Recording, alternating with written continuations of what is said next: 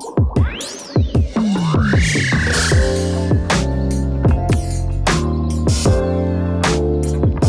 exit? That one? Oh yeah, our friend Ariello made that for us. He's sick. He just came through. He's like, dude, I made something for you. I was like, what'd you make? And then he comes and he brought that light, and I was like, damn, dude, did you make that thing? He's like, yeah. He's like, he made everything from like the piping, everything. He bought the bulb. He screwed it all together. He did the wiring. Super creative. Yeah, he's sick. You ever heard of him? No. You ever seen his stuff? No. He's my favorite. No way. Yeah, he's mine. Just because he has like a very filmish style, and he doesn't shoot like everybody else. Like he strictly does his own thing, and it's cool because like, it's hard to nowadays. It's different because everybody shoots like for Instagram or for social media or like for influencers. So there's like a certain style to that, and he just doesn't shoot that way. No way. He's like one of my favorite. I always forget to call him because he's such an artist that he'll go MIA for a while and like he won't shoot. And I asked him when he came, I was like, are you still shooting weddings? And he's like, yeah. Or not shooting weddings, but he's like, are you still shooting? He's like, sometimes, dude. Yeah. He's so soft spoken and but he's amazing. You would like him. Yeah. I would love to meet him one day. Yeah, he's dope. No, dude. it's dope. It's dope to find people that don't shoot a certain style. Or a style that you're so used to, you know? Yeah. Like when we hired that photographer and videographer in Cancun, it was dope because we're not expecting something like that I shoot or that you shoot or somebody else shoots here. That's kind of like a different style. It's pretty dope to see, or it's gonna be dope to see what they come up with. Because the guy, he was first of all, he asked me like, do you want just a photo shoot or do you want like a Mayan ceremony? Oh my God. And I was like, a Mayan ceremony? But you look through his Instagram and he has like people doing like rituals and like the whole thing. Yeah, dude. Damn, like in their tight. outfits and stuff. And I'm like, no, I just think I just want a photo shoot. Yeah. And in the photo shoot, he had like Angie in the back twirling, and then then me like with my hand like this and like yelling like that. And I don't know how it's gonna come out, but I'm excited because you don't see that here. You don't see that style. You don't see that those vibes like at all. So super different. Really go ahead and press up on. You can lift it. You can adjust this however you want, man. It's your mic. Oh, I think I like it right here. There you go. Yeah. Well, if you haven't noticed, we did start. Okay. Yeah, we did start. What's up, everybody? Welcome back to another episode of YumaSeen. And today I got my boy Danny. What's up, Daniel? I'm excited, man. Yeah, dude. You said you were nervous. Why are you nervous? No, man. It's funny is that I got into podcasts when I started watching you and Steven do the podcast, the Cafecitos. Oh, yeah. And I remember seeing your stuff with Jordan. Oh, yeah. And I was like, man, this podcasting is like taking off. And then you just started watching all people's podcasts. Like, obviously Joe Rogan, stuff like that. Everybody talks about that guy. It's hard to keep up with that guy. He has a lot of people, dude. And it's so cool to have the ability to see, and you learn a lot just from like listening to people. Oh, yeah. And I think it's cool when you learn from people. First of all, you're not paying them to see them. It's so free. They're not lying to you in a way. You're actually getting like a cutthroat, like this is what it is kind of deal. Yeah. And it's pretty cool. Podcasts are dope. Man, they're fun. I'm a fan. Yeah. So I'm nervous because you're gonna have to take this ship. No, man. Well, it's funny because I think people have an idea of what it would be like if they were on one. Yeah. I know because like when Jordan and I started our podcast and even my own, like I always think I overthink about like, oh, what's it gonna be? What I want to say? What message am I gonna come across? Or like, how am I gonna like influence? But it's like at the end of the day, like if you just, if we just have a conversation, it's your own. Yeah. Well, and I feel like I'm, I don't feel like I'm not stealing from Rogan, but I just get inspired by his format. And I try to remind myself that, I don't have an agenda when I come on here. Like I'm not like, I don't sit down with like points that I want to go over with you. I just try to practice like the art of conversation. I just try to like think about just you and talking to you and picking up what you're saying and not trying to put off like what I'm trying to say. Like an outline. It's just, let's just see where it goes, because just like we did on the Instagram live, like, we just started riffing and wherever it goes, but it is a I don't want to say it is a skill because like you have to practice it. Because like I was telling Jer that when I don't do podcasts, I feel like my conversations with people, like I just resort to like easy stuff such as gossip or other stuff. You just talk about things that don't matter. But like when I do podcasts, it helps me exercise ideas. So that way, when I like come to talk to somebody, like I'm not thinking about what I want to say to somebody. I just it's just conversation is just easier. Yeah, you learn a lot from people just by talking to them at all. But I think when they're proactive or like positive, you're speaking to somebody about something positive. Yeah. I mean, it benefits you way much more, or why would you even listen to it if you don't go in with that mindset where it's like, oh, I'm going to learn from this person no matter what. Well, everybody like Rogan always talks about how people give him stuff because he tells everybody, oh, you should have a podcast, you should have a podcast. And I find that I agree with that opinion because everybody has like their own opinion because everybody comes from a different background, a different upbringing, a different, point of view. It's just how you go about putting it up. And I think when people create podcasts or like start to create content for themselves, I think feel they put too much pressure on themselves to like influence. When you should just put it out there. And it's easy to do that now because we grow up in a world of influencers and like even little kids now they're like, I want to grow up and be an influencer. It's like, what does that mean? You need to have a skill first. What do you do? That's my son 100%. He wants to be an influencer? Oh yeah, he wants to be a full-time YouTuber. And that's cool, man. But what's his skill? What's your skill? What are you gonna do? Like for all of our favorite people, I mean, all my favorite people, they all have like a thing. Like I watch a lot of comedy podcasts and they're all comedians. That's their thing. So they're so good at talking. And then, even people like Peter McKinnon or anybody else, like they have their niche as well. And, that's just that's their thing. It's backed by this thing and everything that they create. It's fueled by that. It starts. I mean, it starts by you obviously liking that person, what they do. So it's so much easier to listen to them, or first like you like the fact that their opinion kind of matters to you because you respect what they're saying, right? Yeah. Like if he goes, "Hey, this camera sucks," you're like, well. Kind of probably does suck. Yeah. Well, it's like what if it's like if Rogan started talking about cameras and it's like, well, you don't know anything about cameras. Like, what do you know about cameras? Unless he had like, McKinnon on or something, somebody who was knowledgeable and like learned about it. But I like when I watch Rogan, I like the fact that he's even like he doesn't know stuff and he actually like, wow, I didn't know that. He's so honest about it. Yeah. He's like he's learning for the first time when he's listening to it, like, wow, I didn't know that. So I know. I think with that and like, how they have, I think it's like the new like talk show hosts, right? Like talk shows. Oh yeah. Like it's kind of even, I like it even better listening to podcasts because, when you watch a talk show or whatever it is, like, they're technically getting paid to say stuff. Scripted. They can't say what they think in a way. Yeah. But when you're watching all these podcasts, it's like you have the power. You have to say whatever you want. They're like, riffing. Yeah, we can talk about anything we want right now. We don't have to, think about it. Yeah, I don't have to think about somebody breathing down my neck and telling me what not to say and stuff like that. Exactly. Yeah, man, it's cool. It's nice to be able to have, and sometimes it gets in your head, like not you, but just in general, like being able to do it. Sometimes it gets in my head as far as like what I'm gonna do, but. I try not to overthink it because it's easy to overthink. Yeah, just go.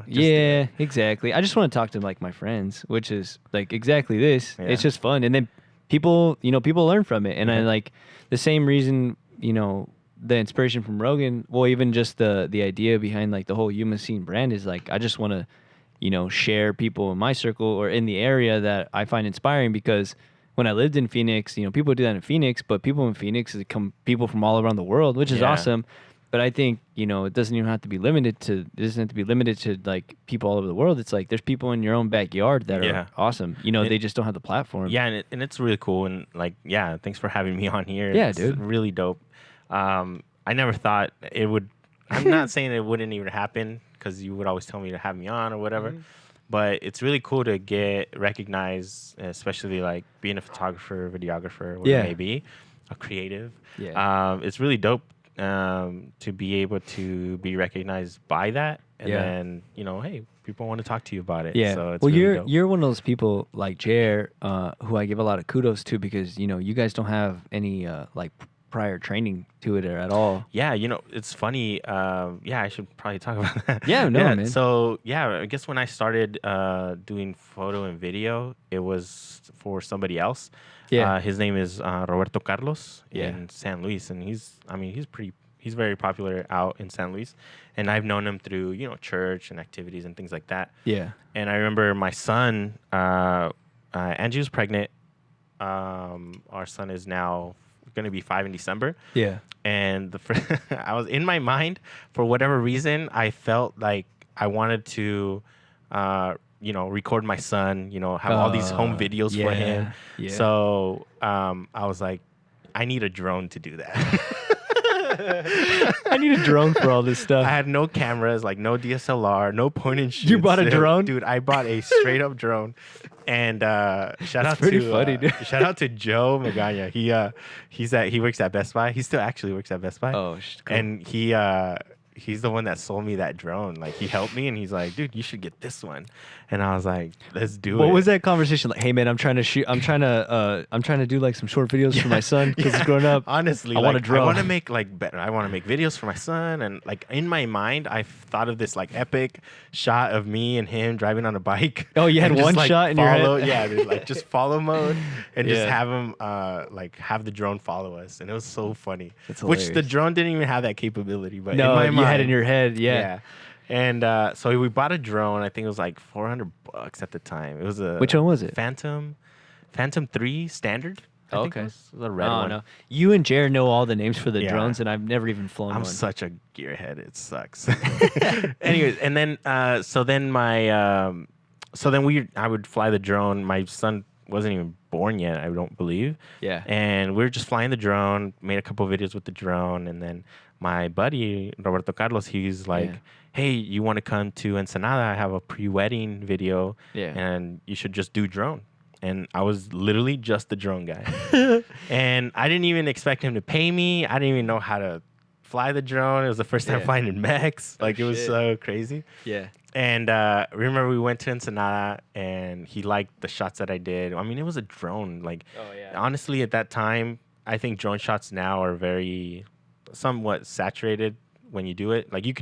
There is a thing, I believe, of like too many drone shots. People roll their eyes, and I was like, "Oh, drone shot." Yeah, here we go. Or you know what I mean? So So when we did the Ensenada trip, we went and came back the same day. He gave me, I think it was like $50. I was so happy because I was like, man, this guy paid I got me. paid, yeah. And he paid for all the food and travel. That's nice. It was so, and he always does that. But then we just started working together. So he would have 2 or 3 weddings on a Saturday, and then I would just do all the drone shots for those weddings. So I would go from church to church, or from hotel to hotel, get the drone shots done, and I did them. And then I just went crazy. With the drone, my son was born, it was Christmas time. My son was weeks old, and I ordered the 80D. Oh, nice. The video kit. It had the microphone. Oh, nice. And it had it had the microphone. It had a lens. I went crazy. You went off. Yeah. And then it never stopped. Oh, that's tight, dude. Amazon boxes, on the daily. Non-stop. Yeah.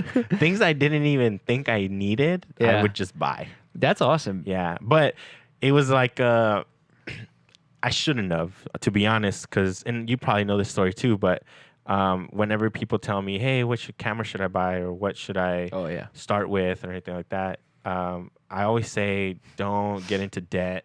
Do not get into debt. I went down that road, and it got into debt? Oh yeah, I went crazy into debt to the point where I was making money with the gear. Yeah, because I was still working with Roberto Carlos, and we were doing weddings like crazy. Everything. Kudos to that guy.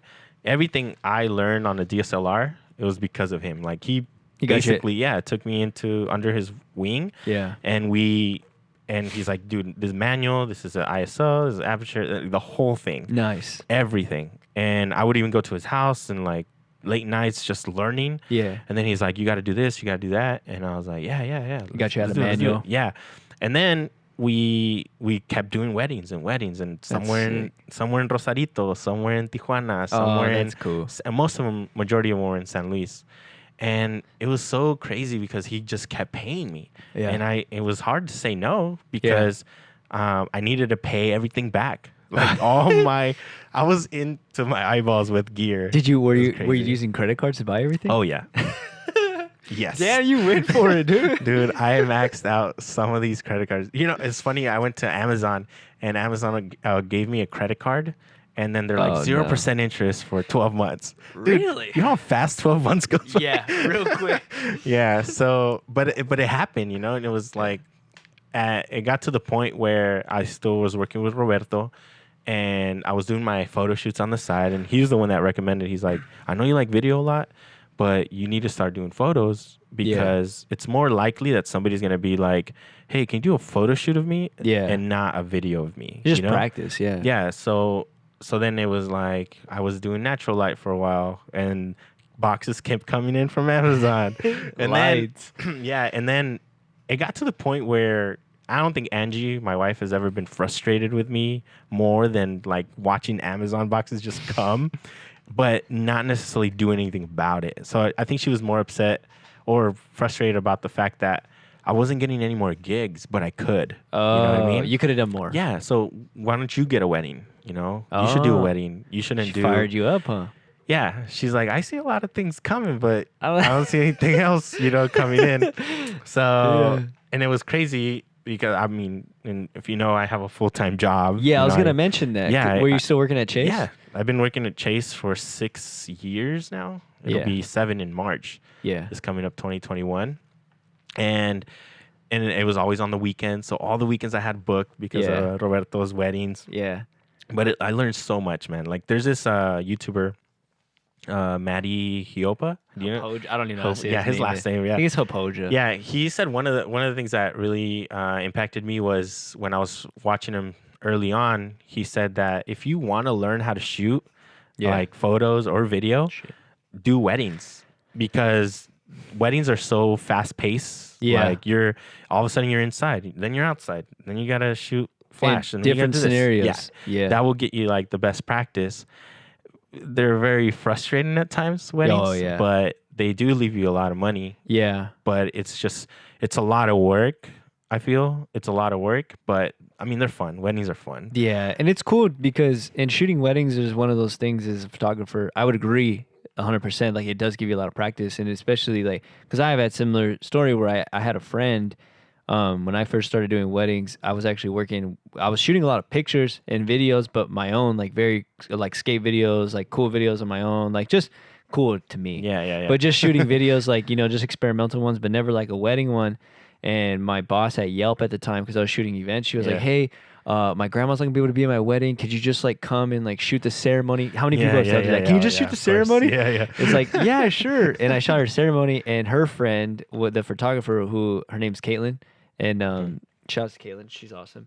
She lives in Chicago, but she's from Phoenix, and they were friends. They went to high school together, and I just see her with like all the gear. Like, you know, she has the big Canon. She has like the one above the 5D Mark IV. I forgot what it was. The 1DX? No, it's like right in between. Anyways, you know, she has a full frame DSLR. I was still shooting on my this guy right here, the T3i. Oh, no. I was shooting on the T3i, shooting video, and she's on these full frames, and she had a Pelican box with all of the stuff. Nice. And I'm like, oh, man, that's so sick. And then, you know, she was like, well, you can use any of my lenses if you want. And I was like, for real? And it was the first time I grabbed like a 35 mil. Because like I'm still in love with like films and that look. That's my look, the look that I like.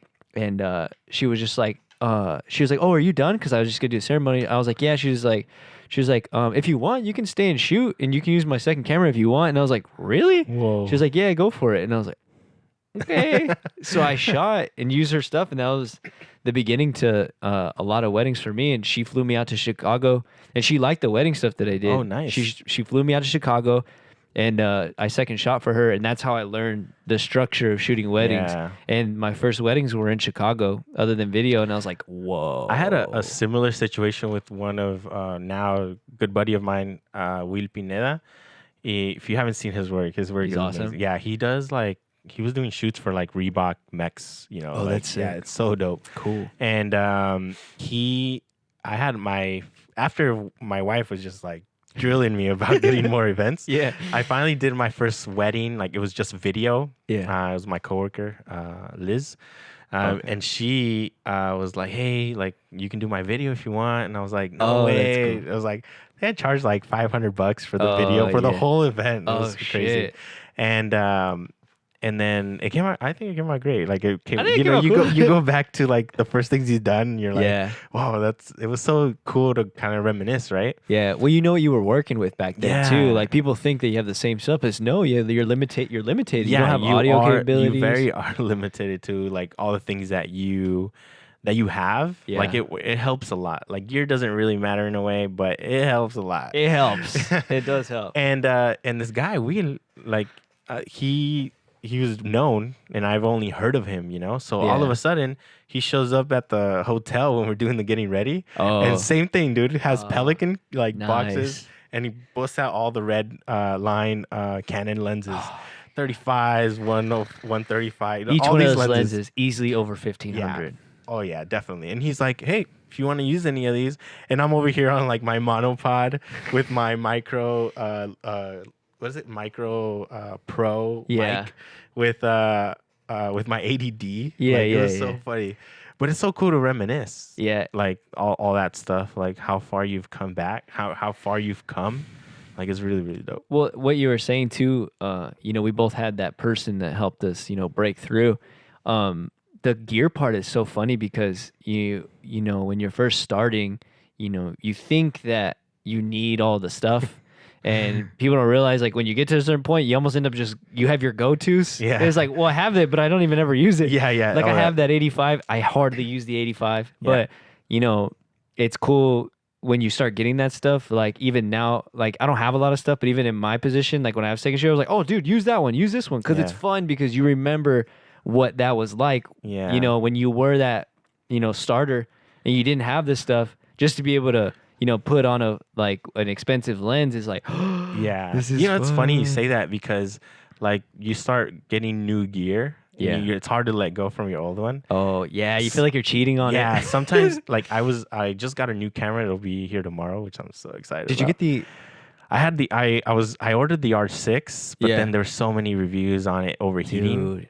And it died down a little bit. People weren't saying anything about it. Was it a firmware thing? Did they fix it with the firmware stuff? No, it only helped, but it didn't fix it completely. So inside you can shoot and it won't overheat. Yeah. But it only does like 20 minutes without overheating inside. That's bullshit. But I mainly shoot outside. I hardly shoot inside. And I ordered it, and it kept it died down for a while. But then somebody else did a video on it still overheating. Potato jet, after. Right?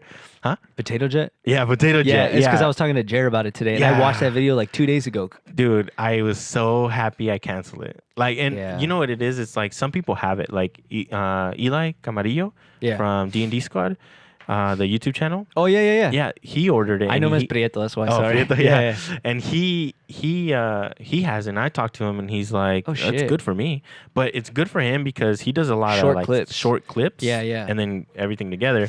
But me, even for City San Luis, we do interviews, and it's 20 minutes long sometimes. Yeah. And if it only lets me shoot inside for 20 and outside for 10, it's not gonna work. And then that's not even the kicker. Like the thing is that you can turn it off. Yeah. But then you need 10 more minutes to let turn it cool down. Yeah. And I'm just stupid. Like, I can. It's hard to get like the mayor from City San Luis to get in. To come back. Yeah. So it's like, can you just wait like 30 minutes for me to like? Yeah, that's so unprofessional. So it's bad as it is. Yeah, you can't take it to a professional shoot like that. So I went down to the EOS R. So I ordered the EOS R.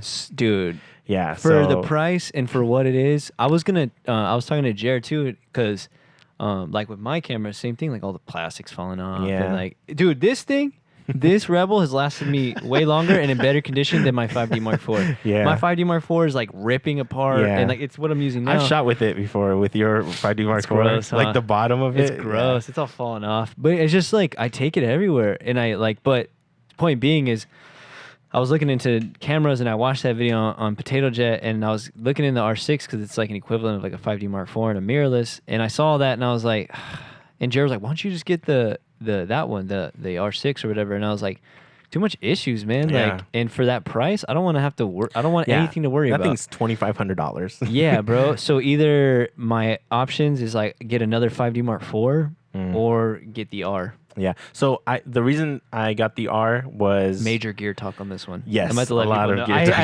had a feeling. This is fun though. Yeah, the Canon R, and I was gonna get the Sony A7 III. Oh, you were gonna go to the dark side. I went. Luckily, my friend Roberto, he let me borrow both. So he let me borrow the EOS R and the A7 III. Now, the issue with having the A7R III is that I have so much Canon glass. Like, you need you need. It was an issue because I shot with it and I was using my 2470 mil. Yeah. And Sigma, and with it would not focus right sometimes. Too much problems. Yeah, so I was like, you know what? I don't want to have issues with my camera, and I don't want to be like in a professional setting and just being like for shoots. I think it'd be fine, but photo shoots. But like we're doing more like commercial work now, so with the city San Luis, and I don't want it to have that issue. Like you don't want it to. Yeah, you charge the amount you charge, and then they're like, oh, this doesn't work. Well, especially for the price for $3,400, that shit better not have any problems, dude. Exactly. Yeah. I was telling Jared, I was like, or if I'm feeling crazy at the time, maybe I'll just get a 1DX. Ooh. He's like, for real? And then I thought, but like my issue has always been with the 5D Mark IV is I started photography taking pictures of my everyday life, and it was convenient with this thing. I could take it anywhere. Nobody would ask me shit. I go somewhere, I go to Venice Beach, I go hiking. People are always like, what kind of camera is that? And it's like, it's cool because like I like talking about cameras, but like I also like to be discreet. I don't want people to know. Yeah. Like I started taking pictures on the streets, like street photography when it was very popular, and I loved it. Like it was amazing. And then I go out with my 5D Mark IV and everybody wants to look at it and ask questions. What is that 2470? Blah, blah, blah. Is that a 5D Mark IV? You don't use a battery pack, huh? No. You just have, that thing's huge. That thing's big. No, I have my 6D Mark II and I use a battery pack on it, and it just makes it ridiculous. Like it's too big. Yeah, and I think the R would be a fun one. You said Prieto has R6? Yeah, I think he just got it like a month ago. I'm gonna ask him I was gonna see if he wanted to come in too, because he'd be a fun one. Well, he's like him and his kids. Like, he was the first person that I knew in the town that these guys, they make money on YouTube. Yeah. These guys make money. The work they do is ridiculous. I actually went to him to get inspiration to do YouTube for Danny, my son. Oh, nice. And me and Danny, we did like 2 or 3 videos on YouTube. Yeah, and Danny loves it. Yeah, like Danny, he'll do the whole. He's good. Welcome back to my channel.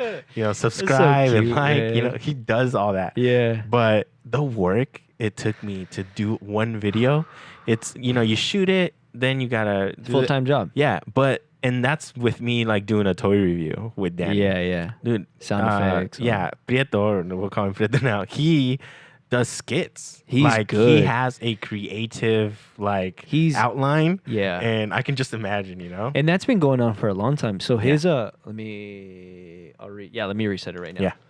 So with Prieto, his nephew Alex is like my best friend. Oh, okay. And we grew up together, obviously. And not obviously. We grew up together, and as kids, Prieto would use Alex and his little brother, and they would make skits growing up.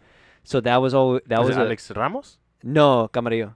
Oh yeah, okay. Yeah, Camarillo. He was they made skits together, and like he has them all, and they've been doing that since they were kids. And then Prieto had his own kids, and now it's what it is. Yeah. And I remember first meeting him. I went to his house because I forgot why I went to his house. I think he was asking me for help. I know for sure. I took pictures of the kids once. Oh, nice. And that was fun in their studio. And then they were doing headshots to act. Oh, nice. So I took pictures of them, and I was there, and I was talking to Prieto for a while, but I saw his whole setup, his whole house.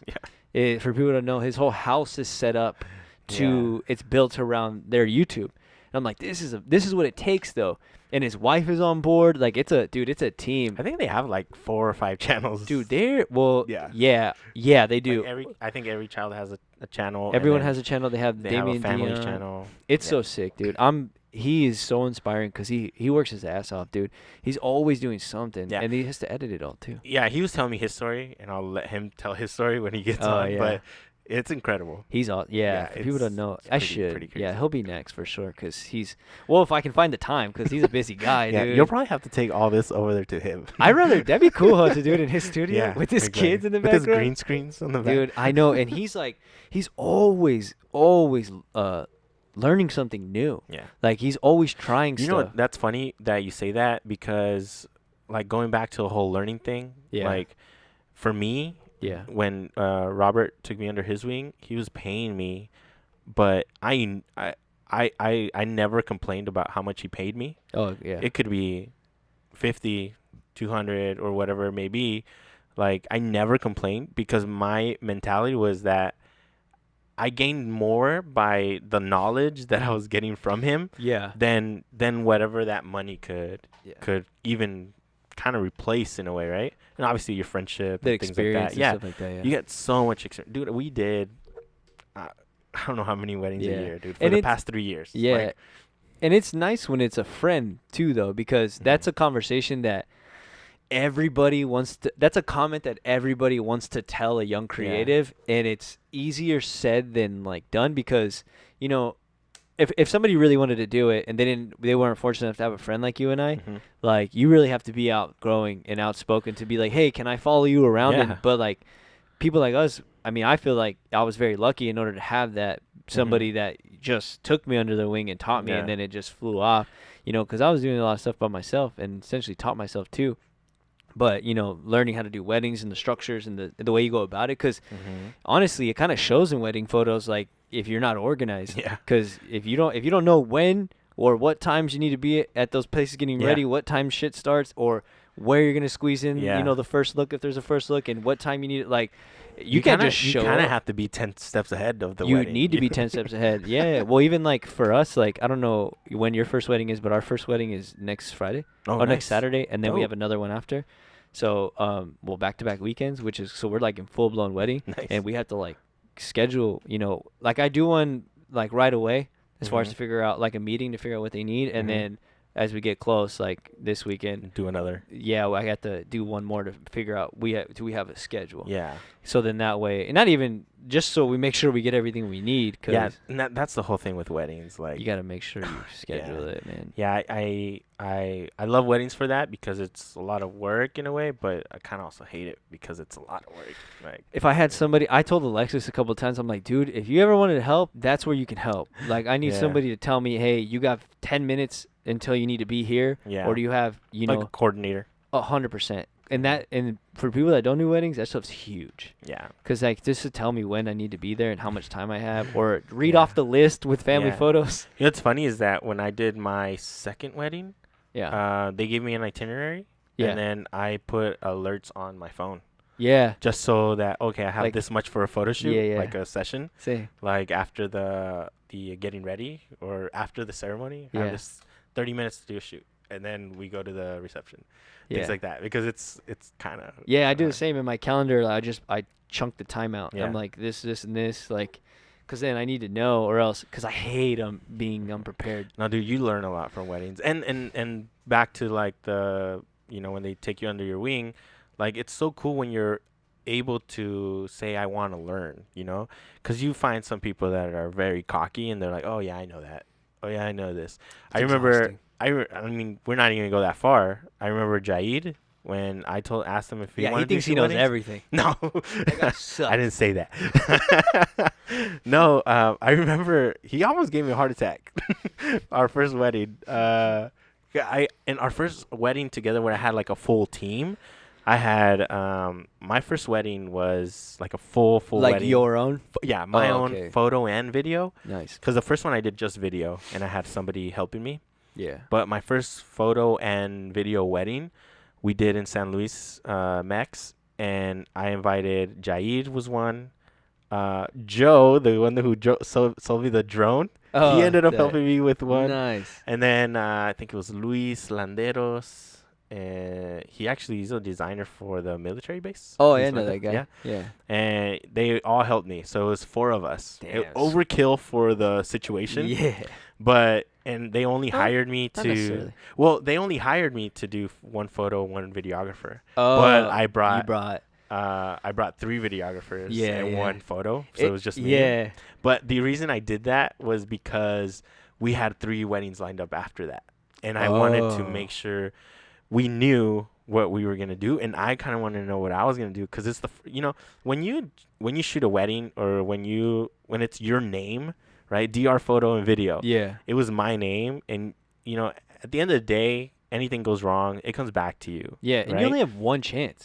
You can't blow Yeah, it. dude, you can't be like, hey, can you do that kiss again and make it seem natural? Yeah. Because then they're like, there's no way. There's no way. So it was like it gave me an eye opener of what we needed to do. Yeah. And I think I was cool with the guys. Like, I was like, hey man, like we had a meeting like before as a team. And then we had a meeting like after, and be like, hey, like this shot was cool, but we need to do this better. Yeah. And everybody was so down. Like, they were so like, it was first time for them too. Yeah. So it was cool to like have that structure and build it from start. Yeah. And everybody was so dope about it. And Jaid, going back to Jaid, he gave me a heart attack because the first time I asked him, I'm like, hey man, you got to lower your ISO because you're overexposed. Yeah. He's like, he looks at me and he says, how do you do that? Oh. So I know for a fact that he was only shooting auto at the time. Yeah. And he'll tell you too. Like he's I think he's told that story around. But then like the next time we met, we hung out, and I was like, hey man, this is your shutter, this is your aperture, this is your ISO, this is how you work it. Yeah. Things like that. And I didn't know his camera because he's a Sony shooter. But it's the same thing no matter what camera you're using. Yeah. So it was like a little bit of a heart attack because it was in the middle of like, I don't know if it was a ceremony or the reception. Yeah. And if it was the reception, it gave me a more heart attack because we've already shot like the getting ready, like everything else, Yeah. But luckily, like with all that happened, you learn a lot, and then the next wedding just went butter. Oh, shout out to Abdel and Alma, dude. They were so dope. It's fun when you have clients that you shoot their like not engagement, but like boyfriend and girlfriend. Oh, the whole thing. And then their engagement, their pre-wedding, their wedding. It's so special. And then their kids. I just shot their son. Like, is that the guy from Phoenix? Yeah. Oh, the guy from Phoenix. And gotcha. I just shot his son. Cake smash. Oh. Like, and the next is probably gonna be another like baby, his first birthday, whatever it may be. Yeah. So I think that's really, really cool. And then you go to his house, and they have the canvas I got him for their wedding. Oh yeah, we were talking about this on the live. Yeah. It's a cool experience. It's cool. Yeah, it's cool when you go to their house or they post it on something, and it's like, and then they get a lot of likes, more likes than they do. It's like, and they put you like, Daniel, thank you for the photos. It's kind of like, it's pretty dope. Yeah, it feels good, man. It feels good. Yeah, it's cool to be able to give that to people because it's very fulfilling. Yeah, especially something that you created, you documented. It does feel good. Have you seen the Peter McKinnon video, The Gift of Photography? Yeah, that was a good one. That's kind of like the idea when we gave Steven his. Remember? Yeah, that was cool. That video came out like a week before we gave Steven his. Yeah, that was cool.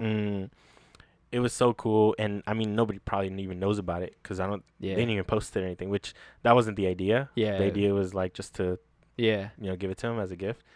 And I think I want to like charge a little bit more and then just give them a gift. Oh, just I know, same because like I mean?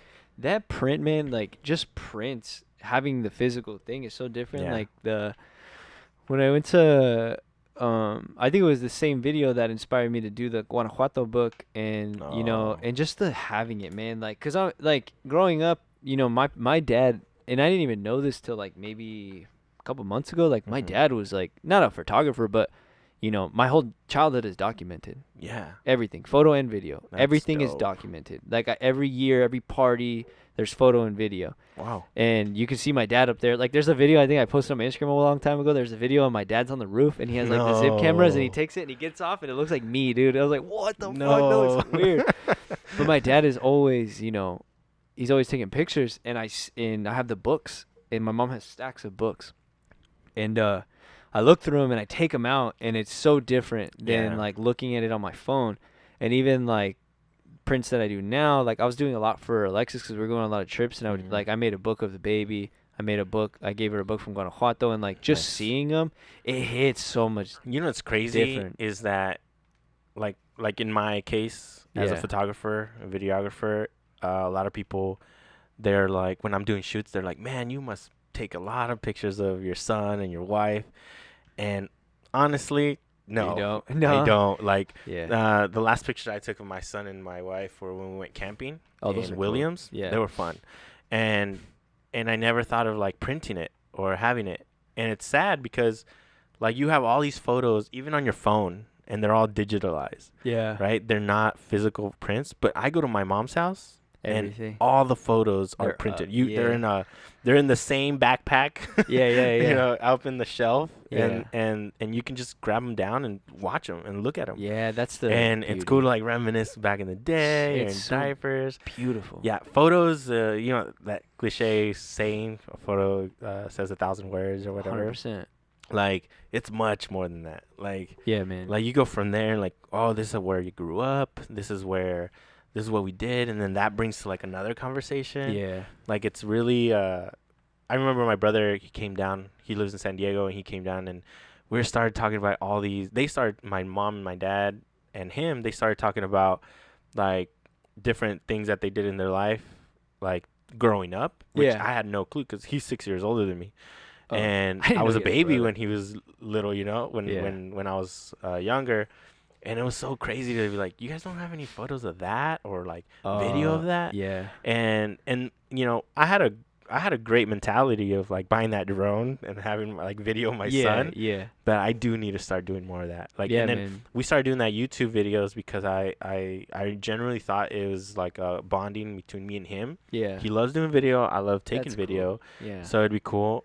But it's so time consuming, you know, and it sucks because, you know, obviously they're not paying me to do it, my son and my wife, but then I have actual paying customers. Purely passion, yeah. And that want to do a photo shoot. Yeah. And I obviously go more towards them because they're paying me and they have a deadline and I have to get this done for them. So it takes away sometimes from that, but it's cool to like, you know, like we went on vacation. I just took pictures of Angie. And we went camping and just took pictures of them. So you step back a little bit, and you're able to take those awesome pictures. But it sucks when you don't. Yeah, you take advantage of that. I don't know. Like for me, man, like, you know, I think sharing the everyday life, not even sharing it, but just documenting, like, because I for me in my photos and the photos I like to give to people. And the way I like to differentiate, not even just to be a differentiator, but just what I'm used to with photography. It's all about it's like documenting strictly. Yeah.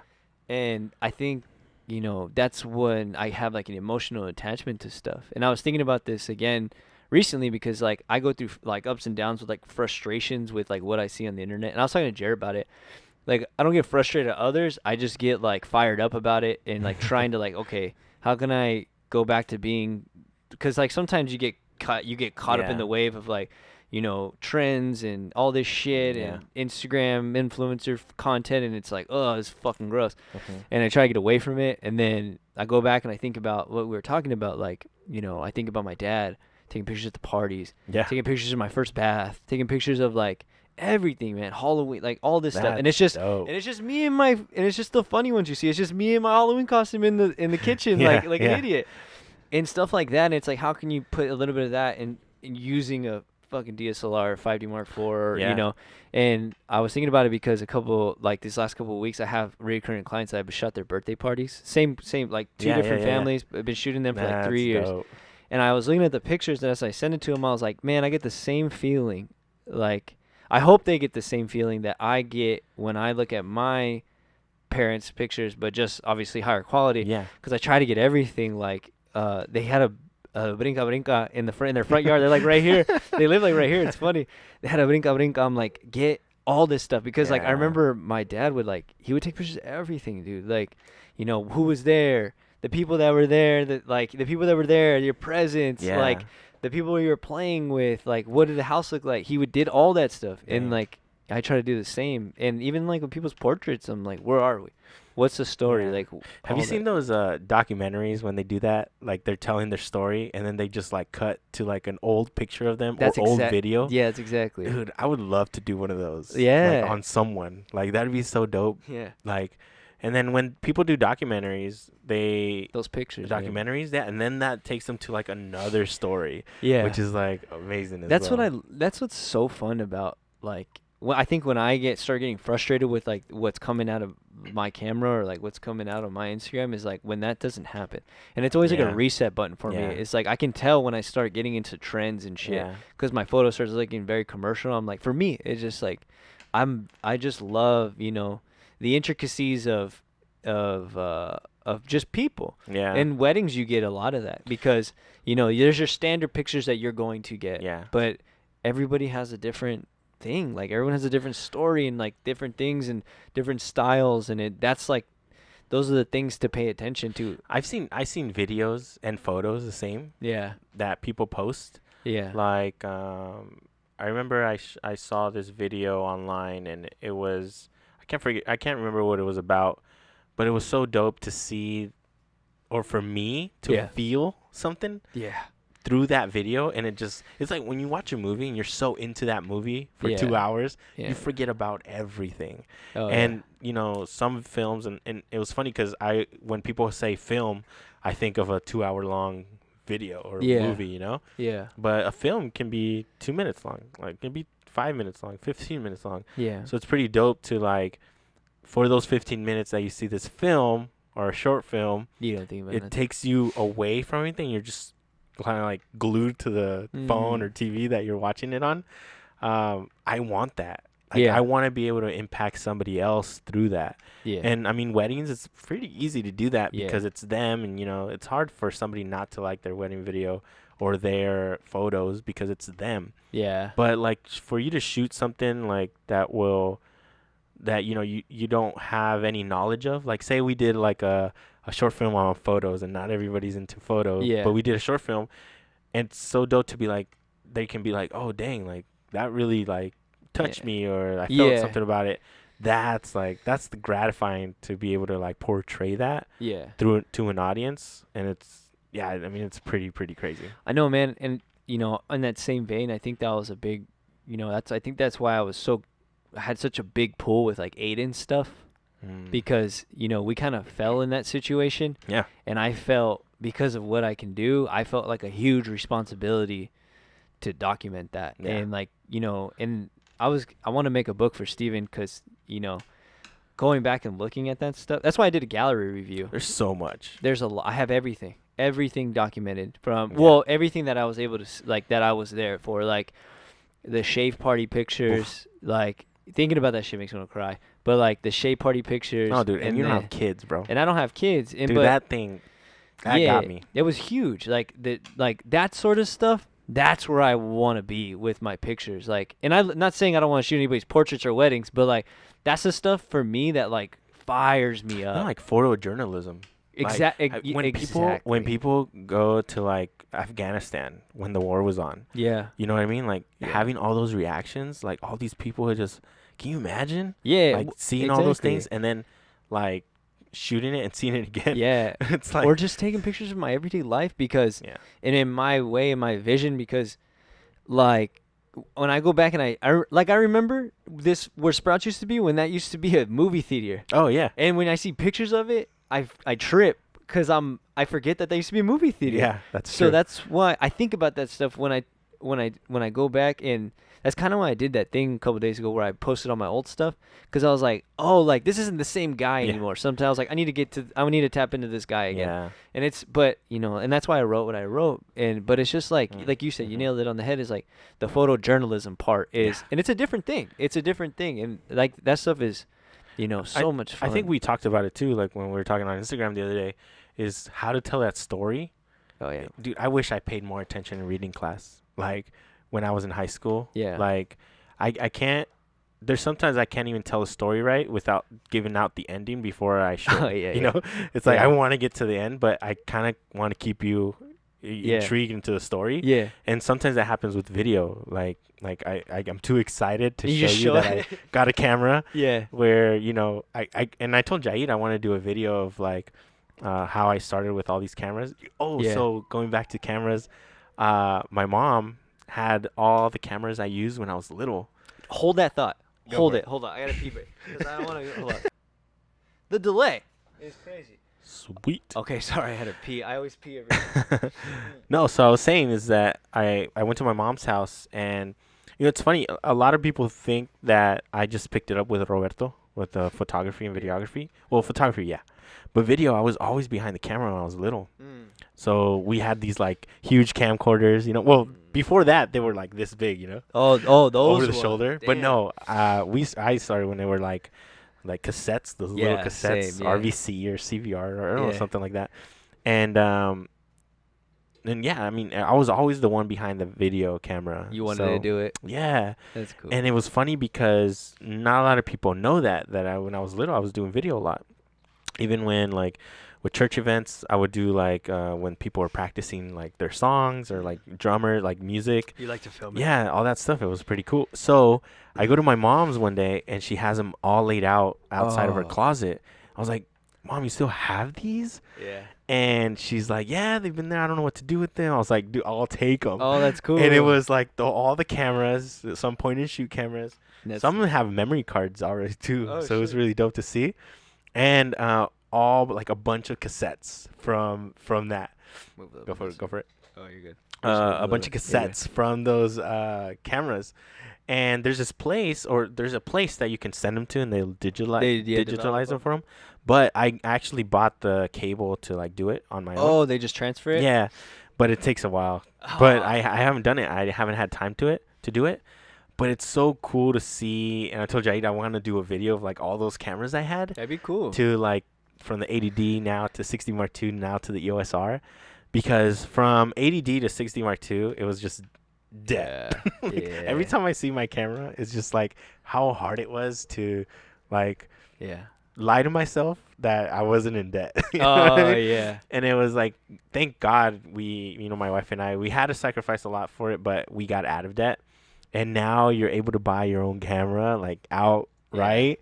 And you get to use it. So I'm so excited for this new one. Yeah. That I get to use it and then just be like, not have to worry about that. Like I don't have to pay it back. Like, you know what I mean? Like it's mine. Oh, I did use a credit card, but because B&H, if you use their credit card, they'll remove the taxes on it. I might do that. Yeah. So I just got to pay when they bill me. Yeah. I'll just take advantage of it. So nice. But it's so cool to go from like you see that, you know, you see like those videos or those photos. One of my favorite videos I shot with those old cameras was my brother. He's in the military. He's in the Navy, kind of like your brother, right? In the military. My brother's in the Navy, and he's on the reserves now. Okay. He's a chief in the Navy. Yeah. And when he first went to like a year after, I think it was, he went to Iraq, and on the way back from Iraq, he stopped in Hawaii. I got to fly from Vegas, I think it was, to Hawaii. Yeah. And it was this thing called Tiger Cruise. So you get to come back. Sorry. You got to come back on the ship. Yeah. From Hawaii to San Diego. Yeah. It was 7 days. Oh shit. And I was just recording the heck out of it, dude. It was like, and when I saw that, and you see the tapes, and on the tapes I remember you had to write what was on it, right? Yeah. And my thing was the Tiger Cruise on it. So it's so cool to see that, and like I'm just so excited to like eventually see it and like make a video about it. Yeah, dude. You reminisce about it, and it's like I remember they had this gun on the ship, you know. And you and Jaid are all gun people now, but he's more than me, bro. Oh yeah, I just have one gun, dude. Jaid's like they all have gone crazy. He told me that he had another gun. He showed me another gun. They've all gone crazy, bro. He started like with one a month ago. Steven has started this momentum that everybody is trying to keep up with, and I'm out. I'm out. I'm done. I'm out. I'm like, nope, can't keep up. I'm out. Don't have that much money. Exactly. And then so they had this gun on the ship, and it shot like I don't know how many hundreds of rounds per second. Damn. And just goes, and they gave us a demonstration about it, like at night, and you can just see the bullets flying into the water. And you have it all documented? Yeah, it's all recorded. Oh, bro, you should make something. Yeah, and like we have the Pearl Harbor on there. We walked around Pearl Harbor. Shit. You know how I don't know if you've seen it, probably in movies or whatever, but when they dock out and they dock in, everybody's standing on the edge of the carrier. Yeah. That's what it's like. Yeah, it's so dope. Oh, damn. So I was like on the bottom of their, like with their, on their feet. And I was like on the bottom of the stairs, like recording up to see everybody lined up. It's just so dope, man. Like, documenting all that stuff, it's a lot of work. Yeah. But it's so cool to have it. I know. You know? I know. And I remember, well, now that we talk about it, like I'm just reminiscing on, like some of my favorite times and my favorite photos are one of my favorite like sets of pictures that I ever took was my brother graduating pilot school, and we got to go on the flight line, and they brought for my brother's graduating class, they brought out the first plane that they all learned how to fly on, and then they brought the helicopter that they had been training on, and it was only 3 of them, and so all of our families were out there. And we got to go out and take pictures on it, and just, all the families are showing each other the stuff. They're showing each other how it works, what parts, what they do, and just like documenting that whole thing was so much fun. And I have this epic picture of my mom where she's like cold and she's sitting here, and I use the side of the plane and it like comes in straight to my mom, but my mom's standing there, and she's like sitting by the plane. Leading lines or what? Leading lines, yeah. And I was like, damn, man. It was like these pictures are so sick because, like, those moments are like that stuff. Like documenting that, is huge. But there's like a fine line. I just get in so my head about shit. I'm like, fuck. I feel like every time I'm here trying to take pictures of stuff, it got kind of annoying because people are always asking me to do stuff, expecting that you're gonna do it. They expect it, man, and it sucks because I'm like. And I want to, but I don't want people to have to ask me. And I'm like, and that was like my whole thing with it. I got exhausted of that. My parents, they never ever asked me. They never asked me, hey, can you come take pictures? They just, if I want to, I will, and otherwise I won't. But like some family, they're always like, are you gonna bring your camera? I'm like, well, if you ask, not anymore. And I'm like, damn it. And it sucks because like it's just yeah, it is that is the hard part about it, especially with family. I haven't dealt with that much, but like my brother, he always thinks of me business wise. Like he always wants me to. I'm gonna pay you. Yeah, like that's hey, cool. like he has friends that their quinceañeras coming up. Yeah. Like their girls' quinceañera. He calls me and he's like, hey, come do a quinceañera in San Diego. I'm paying for it. Nice. That's cool. You know what I mean? So it's pretty good. We did one. We haven't. I actually took Jaid and Keeks went with us. Me and Angie. Yeah. We went to San Diego and we shot that, and it was dope. Like it was a fun. It's always fun, like adding on to that when I think Jaid and I were talking about it. I was like, I think it's so cool that I have an ability to be able to get clients, benefit me, benefit the client, and also Jaid. Like, you know what I mean? Like, to a certain extent, it did benefit Jaid a lot, learning, obviously, with the camera or whatever. Yeah. Not that I knew more than him, but, I mean, I think he went to school for some of, like, design or something like that. I think, like, marketing. Yeah, marketing or something like that. But for me, sometimes even hiring Jaid is just, he's so creative. Yeah, he's always on, dude. So when we're at shoots and I'm like, oh, we should do this, and he's like, nah, dude, let's do it like that, and I'm like, dang, dude, that's cool. That was a great idea. Yeah, so you know what I mean. So like bringing him on for my shoots and stuff like that, like it helps me out a lot. Yeah, and I mean he knows a lot of people, and I don't think I've ever done a job with him, like his job, like his projects. Yeah, it's more the other way around, but. I'm sure if anything time comes around, he'll call me or something like that. He's very good about not needing another. Like he'll just get it done. He's like, okay, what's the cheapest, fastest, and best way I can get it done? What's funny is that. But he's good. Yeah, it's funny because when I first met him, he's like, I do everything on my iPhone, and then he's like, I do everything on my iPad. I was like, all right, so do you back up? Where do you back everything up? He's like, I don't. It's like my 128 gigabyte memory card. Everything's on it. I almost shit myself. Like, dude, I think the first way we're just knocking chair. The first, I know I told him too. I was like, you need to get a hard drive, bro, because it's like you're gonna lose all your shit, and Oh gosh, you yeah. know. I get scared. I have a. We took a fishing trip, my brother and I, Yeah. and 2 uncles of mine and my dad. We took a fishing trip, and I put it all on a hard drive. It was like this WB.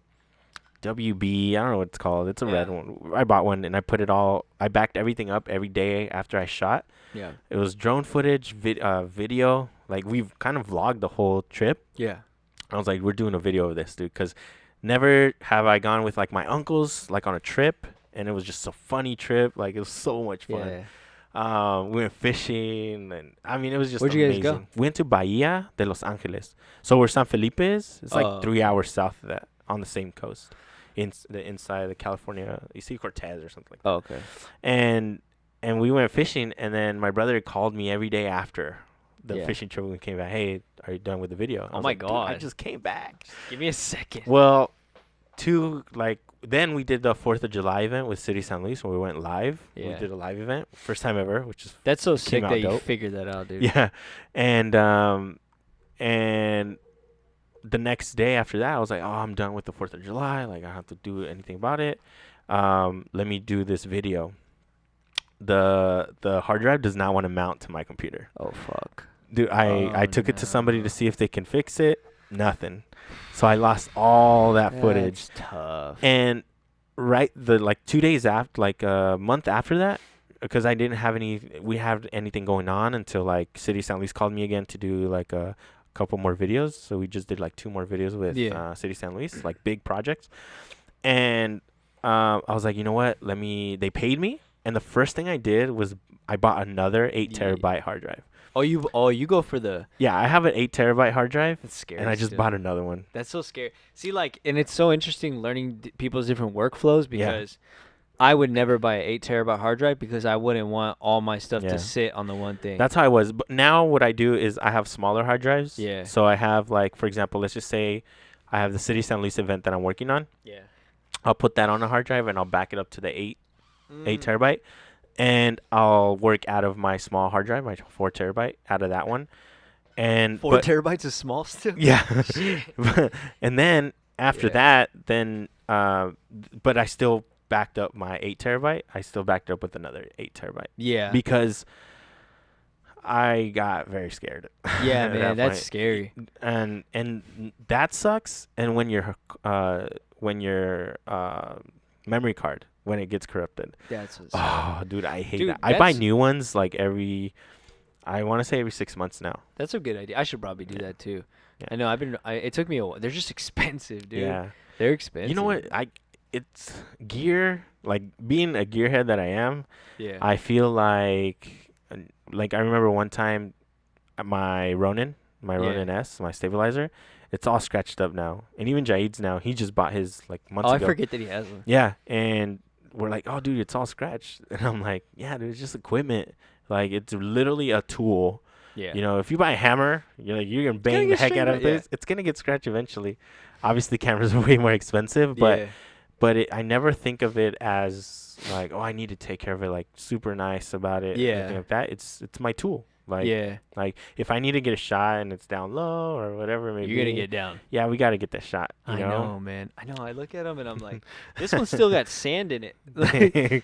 I don't hate. The beach is the worst. The beach is the worst, and then the sand dunes.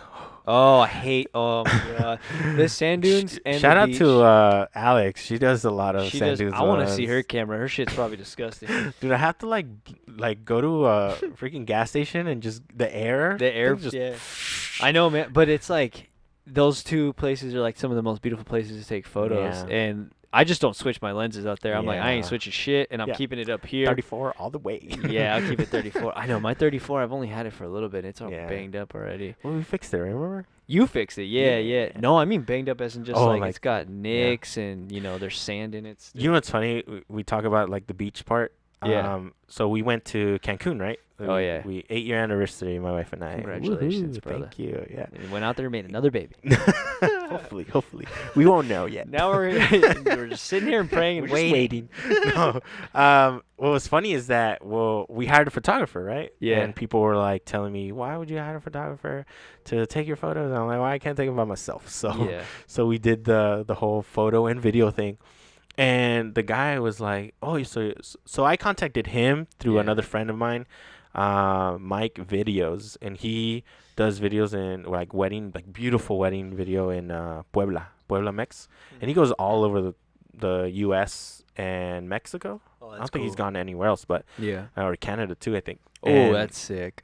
Yeah, and he has beautiful pictures, beautiful stuff, and he did a workshop here. Mike Videos did a workshop here in San Luis, and you mentioned this before. Yeah, and Roberto hosted it, and he brought like a bunch of people. Yeah, and we took that, and we just stayed in touch.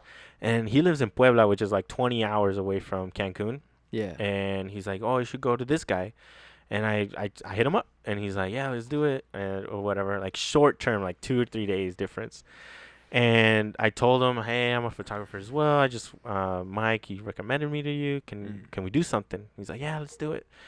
And he asked me like, oh, so you're a photographer too? And I started my Instagram, and he's like, man, that's beautiful. And I was like, you're telling me, like, you're in Cancun, you know? Yeah. But you know, it really like opened my eyes what he said to me. He said, you know what's funny is that people have you probably gotten this? They're like, I want something like this. And it's like Seattle forest, like gloomy, and like beautiful red dress, like wavy in a forest, right? Yeah. And you're like, where am I gonna do that here? Yeah, where am I gonna do that? It's the same thing for them. Yeah, like they're like, they show me desert. Yeah, they show me a desert video, like do that. Yeah. Like he saw one of my pictures that I posted. He's like, they want me to do that, and I'm like, here. He's like, here, we have ocean. It's a line. Sand, white sand, and a blue sky. Yeah, that's it. Yeah. And forest, which I would not get in that forest, bro. And it's crazy. You know, it's funny that you say that. Is like, now that I think about it, you know, every area has that, right? Yeah. Like, I shot a wedding in Alaska. Mm-hmm. For me, that's hugely different from what I usually do. And I was, you know, they were showing me pictures of like, oh, these are some weddings here. And I'm like, oh my God. Dang. Like, I can only imagine. I can only imagine. And it's like, you know, you get that exposure, right? You're there at a certain time. But like, you know, it's just funny because people there, it's just like, oh, we're just used to it. This is what we shoot. You know, this is our background. Yeah. And then I think it's hard, you know, for us to realize too here is like, not everybody is 15 minutes away from the sand dunes, and then you go that way and you have a desert background, but it is very much our niche. So like, I feel like with photographers and videographers, it's all about, you know, if you want to differentiate yourself, it's like, you know, how do you make those moments for people, and how can you get the best out of those people, and how can you document that? When he told me that, it literally made me appreciate the area I'm at. Not only because of the area, like desert, you say dunes, beach, 2.5, 3 hours away, like you have all these campuses that you can literally take pictures at. But not only that, like, and I talked to you, I text you about it. I was like, they charge you here to take pictures. Oh, yeah. And I was telling Jade, I was like, can you imagine if like the city all of a sudden says, hey, you can't take pictures at West Wetlands unless you pay $100. No, you can suck my ass unless you're putting that money back into the area. Yeah. And it better be the most pristine area. You can suck it, dude. You're not taking anything. You know what I mean? Yeah. And that's these beaches, like where we went. I paid close to like $80. But I'm sure it's gorgeous, right? Oh, I mean, it was beautiful. Perfect. And it's different. Yeah. Right? Some people might not think it's beautiful. I'm down to pay that $80 for that. Yeah. If it looks beautiful, you take care of it. And that's why I paid it. Yeah. I paid their entrance to some places. Yeah. We paid as models some places. Which I'm like, oh, not a model. That's kind of weird. Yes, but we had to pay extra for them to take pictures there. And I was like, man, like I can literally go to the desert. Nobody will say anything to me for taking pictures here. And it's gorgeous. All the opposite. Like they will be like, hey, can I have pictures there too? Or you know what I mean? Like, oh, I like those pictures, and they'll screenshot that picture I took. Yeah. Be like, hey, I want pictures here. And even like we were talking about it, like we go to San Diego, we can take pictures anywhere. Oh yeah. Like even Balboa Park, which is kind of saturated. It sucks sometimes, but even there's photographers there, and they'll let you like, oh, I'm almost done, and I'm ready. You can take pictures now. Yeah. You know what I mean? Like everybody's chill about it over there. it sucks. Oh Like yeah. if you're not taking pictures like for weddings, if the coordinators don't like hook you up with those weddings, you kind of have to like. We have like, it hey. made here, dude. Because even Honestly. when I was shooting in Phoenix, it was a pain in the ass. Because like every place that everybody wants to shoot is oversaturated. Yeah. Like especially like what was it? Papago? I think it's Papago Park it's like the park in Tempe, and it's got the desert background. Oh yeah. One of the most beautiful spots right there. It's a little tucked away. Every time you go there, you're guaranteed to run into at least 15 photographers. Well, we went to I forget the place that's called, but it's in Phoenix as well. I think it was the same spot because I was talking to Jared about it. Oh really? I think okay, so. yeah. Yeah, we did Anakani, which is we got her. She called me from Abdel and Alma's wedding, so we knew them from that. So it's cool when they I love that. They refer you. That's so cool. That. And Anakani and her fiance, now husband, they got married like a week after we took those photos, engagement photos. She chose that spot, and it was so cool to like have something way different. You have the desert here, like underneath Telegraph. That's dope. It's dope right there. But you keep going that way, and it's like more cactus. And oh yeah. So it was really really dope. But when we were there, I could at least counted at least 15 more photographers there. Yeah. But they wouldn't. I mean, they were pretty cool. Everybody knows what's up. Yeah. Everybody knows what's up. Yeah, and they all had their thing, some with flash, some without flash. There I go with my huge flash. Yeah. It's so funny because when I first started, like, it was intimidating. Like, you go out there and, like, you're shooting natural light, and then you have somebody like that. Yeah. And you're like, fuck. I hope people don't think I'm, like, trying to be super aggressive about it. I just, when I went from, like, natural light, it was so dope to just, run and gun, shoot, and do it. But then I just like the style of like high speed sync, especially. Cool. Flash is dope, but high speed sync, it just, I mean, you hardly have to edit those photos because the light from the softbox, it like already like cleans up your face in a way.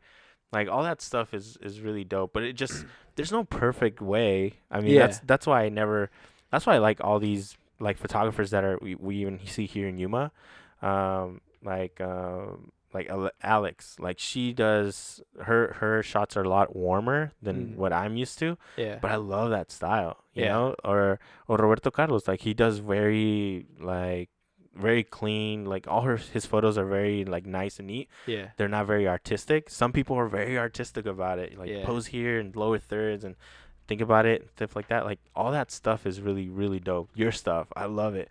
But that's the cool thing about like appreciating everybody's work. Yeah. I think if we learn to appreciate everybody's work, it'd be way better.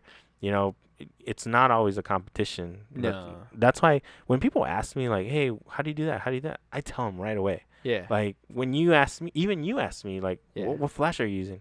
Dude, here's the link to everything. And I know you do things like if you don't need to spend more, you won't. Oh yeah, no. I learned that because I got into debt. I learned that very quickly after that if I don't need it, I'll try to figure out a different way. Yeah. Luckily now I got to the point where I was gonna sell my 60 Mark II so I can buy a new camera, but we just kept getting clients. Like DR Photo just kept going with the city where it's like, you know what, I'm gonna have 2 cameras now. So luckily. But it wasn't like that months ago. Yeah. You know what I mean? I literally have to make a decision, and like my wife could not know. I was like, "Why do you have 2 cameras now?" Yeah, I know. I need 2 as well. But now it's really cool, and shout out to Angie. She definitely supports me a lot with it. So it's really really cool. She's pretty cool. No, I mean it. I honestly say if it wasn't for her pushing me to be like, "Hey, stop spending and let's do more shooting," like. I probably would have still kept. I mean, I still work with Roberto. Yeah. I still do weddings for him. We haven't done any this year because of the pandemic. Yeah. But if he calls me and he's like, "Hey, can you do this?" If I'm available, 100% go. That's and cool. I won't even tell him like how much. You guys figure. I have so much more appreciation for that dude because I learned so much from him. Yeah. That it's almost like I wouldn't do it for free. Yeah. Because I'm still taken away from my family. Yeah, you're at that point. But it's like, if I could, I would definitely go go for free. Yeah. And he would always take us for tacos. Yeah, afterwards. that's tight. Yeah, you got to take care of your second shooters, dude. Yeah, I feel like I take care of Jaid pretty well. Oh, I don't know. yeah. That dude is, he's good. more anything is like having that flexibility for him. Like for me, it complements me very well because sometimes we have to go do an interview real quick and he's available right away. Yeah. And especially with his last event with City San Luis, like it was just so dope. I'm at work. I have a full-time job. Yeah, like, yeah. My routine daily is ridiculous, and I have a family, and it's hard to balance everything. Yeah. So it's cool to have that second shooter like Jade and be like, hey man, can you go do this real quick, and I'll pay you because I'd rather do that than I can't reschedule it. It's impossible. So it's really cool to have a team like that. You know what I mean? It's really, really cool. I haven't got to work with you, but I know it's kind of surprising. One day. I know it's because you have a lot of your own stuff and I do too. But yeah, eventually, it'd be dope. Yeah, man. I know, and I always just use Jer, and then like I tell him if you need somebody, I give him his half. Here's your money. If you want to use a second, you go ahead. But I believe you can do it on your own. Same thing with me, and I usually just get somebody for the ceremony because that's the part you need doubles. So I usually use like Josh or Yellow, and or usually we'll just get our friend Josh, and these high school kids, man. Yeah, different level, man. It's fun. They're so good. Yeah, I think they're eager to learn. You know what I mean? Like I haven't hired anybody like that just because I've always been able to do it, managed to do it myself. But if I do get more clients, like there's no way I'm not gonna like, hey, high school. We've talked to.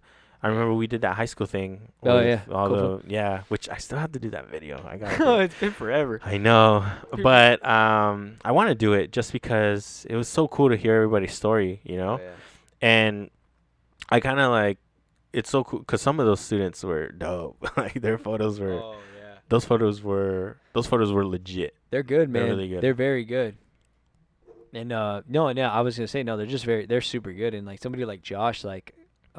He knows more than I do, and like I don't feel like I know a lot. I know what I know, but Josh is one of those kids that is so proactive. Is he the guy that went to the? Josh is the one that was shooting with you. He's got glasses. He probably was at Harvest Prep, right? The graduation. Yep, that's Josh. Yeah, that's Josh. Yeah, okay, Josh and Cool. Yeah, cool, he's great, dude. I don't have to tell him nothing. He knows exactly what to get. And usually, when I bring somebody, it's because I like to shoot wide to mid. And then I'll have them do real close. So they'll be like 70 to 200. Yeah, that was always my thing with weddings. It still is like you got to get a wide shot, mid shot, and a close-up shot. Just make sure you got it. Just make sure you get all those things. And like I'll usually get the one right down the middle. And then Josh or Yellow will be the 3/4. And then I have them come. And then at the edge, when everybody's looking at them, I'll do it again. And then they always have the side one. And I'm like, I need it. I need those two. Because if for some shit, because like, like sometimes when, sometimes a ceremony, the lighting isn't as great. Yeah. Or it's like shitty lighting. And it's like, as much as you would want to have a perfect, first kiss, it's like sometimes it doesn't, in your head, the lighting just isn't. Because ceremonies are like 3 or 4, and the sun is like here at the top, and then you just have these crazy shadows, and it's like. Yeah, sometimes these venues, like, they're not like for sunsets, like or for sun. I know, they're dude. Like completely opposite. It's like you had all this land. I know, bro. You couldn't do it the other way. I know, and I told with my Tia's venue, we're gonna have some weddings there, and I told her, I was like, what we're gonna need is for that exact reason. It's beautiful. The pergola is beautiful. We're gonna need something to cover the top because we don't want like the shadows from the tops to. Because that's where they're gonna have like the ceremonies. Yeah, 100%. Depending on where it's at, that's where you need it. And it's places like Chicago, man. Like it's just a giant softbox, so it's like, oh, it doesn't matter. It's so easy out there. Yeah. I was like, oh, we can't shoot in a bad spot. I mean, there was a couple where but like in the winter, everything usually it's always cloudy. Yeah. You're good. Yeah, there's always like I'm always nervous when it's like an outdoor wedding because of that, because of the lighting. Yeah. One of the reasons with lighting I invested so much in lighting was because of that. Because sometimes you need backlight, or they look cool with backlight. Yeah. Or flashes and things like that. It's just hard because like, and I give you big kudos because a lot of times for me, I'm always like, well, shit, I got to be able to move. But if I have the opportunity to sit, because this will be the first season where I have like the softbox and the Yongnyeol, and I'm gonna bring it in case, because otherwise like you're forced to find it. To light it in a different way. And I think after like the last 4 years I've been doing the natural light, because I did it with my cousin's wedding, and I was like, oh, this feels so foreign. I was like, this feels weird, because I'm used to like I'm used to using the lights. Yeah. Let me reset up. There we good. Oh, we have to wrap it up soon. It's been like 2 hours. No way. way. Oh yeah. I've always used flashes inside, and they're great. I've used them for years. Like I used them when I was at like strobes. Yeah, I've always used strobes, and they're great. And then even constant lights. Like I've used lights forever, like in studios, but never for my outdoor stuff. Never for like my portraits. Never because there was just a look that like, not that I didn't like, but I just liked the other look better. And then now like it just it's just now I'm just starting to use it a little bit more, just because for if I have the time and I could get the shot, if all it takes for me, then we'll just do it. It's so much easier with couples too, because like with kids, it's a bitch. Oh my god, I shot my friend's daughter here. I think she's about 2, and I definitely need a bigger softbox because of this. But like, she's they move everywhere, and I got lucky with when we shot with the minis. It's nice because like they're limited to this spot. They're here, yeah. So it's either here, so that thing's big enough. But like with the daughter, she was running around, and I was like, I had to move it all the time, and I'm like, God, this is such annoying. But it's just part of the gig. I feel like for me, it was like I wanted to achieve a look with a flash, or like especially high speed sync. They look so great. And I was always the one where I would have been told, right, you never want your gear to limit your ability to what you want. So that's the reason. Yeah. So that's the reason we have flashes. And we have this lens. I mean, I have tons of lenses now, which I couldn't imagine ever getting. And that's why I have like a Mac like computer. Because I never wanted to like edit and then have it limit you. You went through that, right? I love that Mac so much. Yeah, you went through that where it's like you couldn't do video anymore because it would slow you down instead of making more. I would love to do more video. It's hard for me to do more video because Jahid's always there to do a video. Yeah, and he knocks it out. I would love to do more video. I know, same, man. That's why I kind of wanted a second too, because to be able to switch off between both, because I know I use Jared. He's my video guy too, in case I need it. So like even with the wedding videos, I always ask him. I've always just used him, and then he for sure need to get a Canon. But same, like, and that's why I bought the computer. Well, I needed the computer, but when I bought it and I started doing video again, I was like, oh, I missed this so much. Like, I missed it so much because it's so much fun. Like when I learned, it was in CTV in high school, and there you go. It was always fun, dude. And I just, it's just different. It's just exercise. And I have all these gear like for camera, for video. I have so much. I have like continuous lights now. I have like all the mics, all record. I have like 5 recorders. It's crazy. Oh, really? Yeah, it sucks. I have things that are just laying down. But yeah, it's pretty dope, man. Yeah, man. It's been a fun experience. This life that we live is, it's fun. It's very rewarding. But sometimes it does take a toll on me working full time at the bank. I work full time at a bank, and it's like I always find myself like texting a client while I'm at work. So it's like I feel like I'm not giving them the full attention. Or like now I have to kind of outsource sometimes. So like find an editor to edit some videos. Yeah.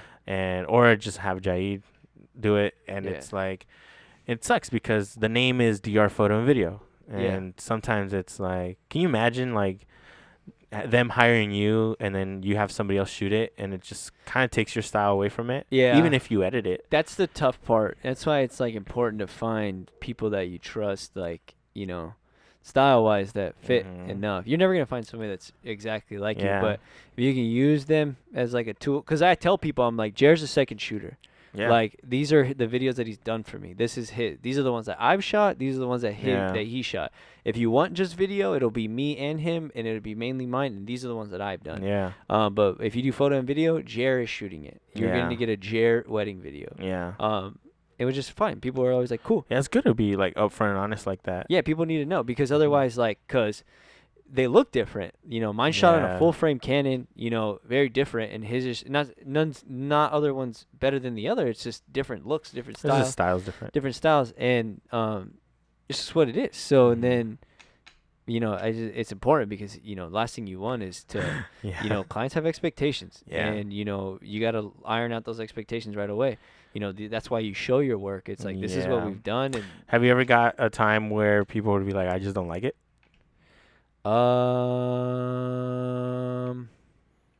Top of my head, no. Not that they just don't like it. They're with wedding stuff. Yeah. No, I make sure that shit's good. Yeah. Fuck I no. do too. You make sure that shit's I've only gotten one wedding would be like, hey, I don't like that part or this, and I'm just like, oh, I gotta revise it. I'm sure there fix is. it again. I'm sure there is, dude. I just photo shoots too. I've had photo shoots too. I've only had one shoot where it was such a disaster. Like, and it's not even to. It's like, it's a kid. It's like they just wouldn't stop crying, and it just didn't happen. Not a good time. And I told the lady too. I was like, we can always try again. Like I told people that have kids, I'm like, we're gonna give this a shot. And it's a 3-year-old. Like, I'm usually just chasing the kid around. 100%. And that's why I tell the kid. Like I tell moms too. Like, there's no way I'm posing him like that. No. I tell parents too. I'm like, listen. And I just had one a couple of days ago. It was a little kid. He was dressed up as a little charro. Yeah. And he was adorable. And I was like, listen, like, we're going to try our best to get these shots, but we're going to have to play with him. Like, we're going to have to, whatever he wants to do, we'll do. As soon as he says no.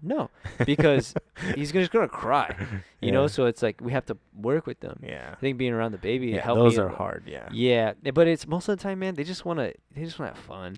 I had a experience where somebody just said they didn't like it. Oh, shit. But I think it was more so they don't have to pay me. Oh, and I'm short. Yeah, and then that sucks. Yeah, it does suck. I'm sure I have, man. I just can't. I've just done so many. It's hard to remember. I know, like that one. I told the lady, I was like, this stung. Well, I've been like the last year, like I lost one client, but that was based on my own fault. Like, and that was mainly design. But with that lady, I told her, I was like, we can come back and do it again. And she was like, no, I'm gonna use somebody else. I was like, oh, that kind of sucks. Yeah. I was like, all right. I took it personally. I was like, damn. And I got my ego got all flared up. But I was like, it's all good. I was like, you know what? Go use whoever you want. Because some people are amazing with kids. They get the shot. Like a kid happy. And I'm like, how the hell did you? I think we talked about this once. Like, I respect so much those like the week-old photos. Oh my God. Where they hold a baby. I and give it away. I'm like, nope, not me. Somebody else do it. I can't. Nope, because there's people that do like weather controlled rooms and the light, and I think it's amazing. But I'm like, I think one that I know. I think what she does is they hold the baby for at least 2 hours. Oh, just hold the baby. Yeah. And then finally they can get settled in and then take pictures. Not do that. Ain't nobody time for that. Yeah, I know, man. But that's why I'm glad those people exist, because I can just give it to them. Sick, man. Yeah, dude, I think we're like at 2 hours already. Dang, man, that went quick. I know, it goes fast. That went quick. Well, thank you, man. I appreciate you having me, and it's an honor, man. It's an honor for sure. And I mean, hopefully it wasn't too much camera talk. Dude, who cares? And stuff like that. No, I think it's cool. Well, we've yet to have one that's like super geary. Yeah. But it was fun. I think it's cool.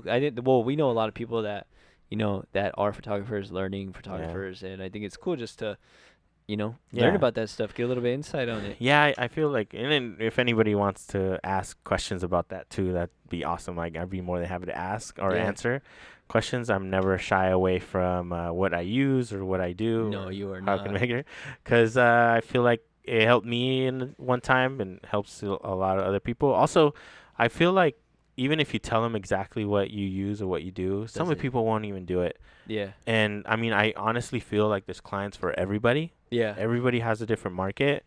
Everybody has a different style. Yeah. And I can honestly say I don't shoot like anybody. I don't care how much everybody charges. I just focus on my own, Yeah. Because, my value is probably not the same as like mentally your value, right? Yeah. So you kind of just value your own. Everybody's different. Because a lot of people ask me like, how much do you charge? Things like that. I remember one time, quick story. I remember one time there's this huge like post online. It's somebody said something about how much people charge, and it was like $20 for like a photo shoot. Tough. And it sucks, like obviously you don't charge $20 for a photo shoot, but it sucks for everybody that charges more, because then you feel like you have to lower your own price. Yeah. And in a way, it's like, I value my time and my ability to shoot, whether it's video or photo. And to have somebody be like, oh, somebody else can do it for cheaper, it's kind of like, well, yeah, I mean, that's very true. But at some point, they can't do a $20 photo shoot. It's cool to start off like that. And I remember this guy, his name's Jesse. You probably know, he does it like crazy time lapses online. Jesse, I think it's Watson. I don't know. I think it's like that. He does crazy time lapse. He did the time lapse when the SpaceX thing. Oh, and nice. It blew up and it went on Google. Shit. It landed on Google. Like they did like the year-end Google thing. Yeah. And I don't know the guy, but I texted him. I was like, "Hey man, like what are some?" When I was first starting out, I was like, "What's some tips for me to be able to charge more?" Because his case on that post was like, "You shouldn't be doing $20 photo shoots." Yeah. And I think I was doing like $30 photo shoots. Yeah. At the time. It was like 4 years ago. And I texted him and I was like, I DM'd him and I was like, what should I do? He's like, as time goes by, you have to charge more. You get better at it. So as you progress in your craft, like you have to charge more. And people are going to understand. People aren't going to understand. I have customers that paid me those $30 and now pay me way more. Yeah. And they stuck with me because they like the style. They like what I shoot or how I shoot. Yeah. And I feel like money is always an issue to some people, but you just got to respect yourself and learn how to say no. Yeah. You have to take into account your livelihood, your means, where you want to be, your equipment, the space that you use, all that stuff. You have to take that into consideration and include it, and from there, and your knowledge. Yeah. And be real with yourself, because sometimes you shouldn't be charging as much as you should, but you definitely should account for the basics. Everything. So yeah, I mean, just value your work. Yes. Obviously. Respect yourself. Yeah, respect. Put some respect on it. On your own name. Appreciate you coming on, man. Hey, Thank you so pleasure, much. Man. I All right. appreciate that. We'll see you guys later. Yeah.